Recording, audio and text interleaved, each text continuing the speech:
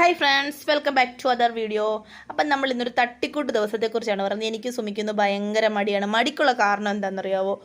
ഒരു വെജിറ്റബിളും ചാറുകറി വെക്കാനുള്ള രീതിയിലില്ല, മീനും കിട്ടിയിട്ടില്ല.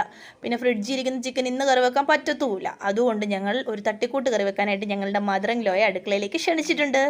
മമ്മി വന്നു, കറി വെക്കാൻ തീരുമാനിച്ചു. മമ്മി വെച്ച് എന്തൊക്കെയാണെന്ന് വെച്ചാൽ നമ്മുടെ പടവലങ്ങ, തക്കാളിപ്പഴം, ചേമ്പും വിത്ത് എല്ലാം കൂടിയിട്ട് സവോളയും കൂടിയിട്ട് അടുപ്പിലിട്ട് വേവിച്ചു. അതിനകത്തേക്ക് തേങ്ങയും മഞ്ഞളും ഉപ്പും കൂടെ അരച്ച് ചേർത്തു.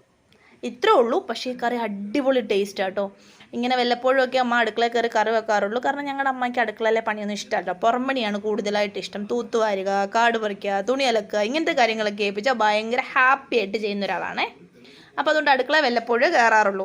അടുക്കളയിൽ കയറുമ്പോഴോ നല്ല അടിപൊളി ഫുഡും ഉണ്ടാക്കി തരും. അപ്പോൾ ഇതിലേക്ക് നമ്മുടെ വെളിച്ചെണ്ണയും കറിവേപ്പിലയും കുഞ്ഞുള്ളിയും കൂടെ അരിഞ്ഞിട്ടിട്ടാണ് മൂപ്പിച്ചെടുക്കുന്നത്.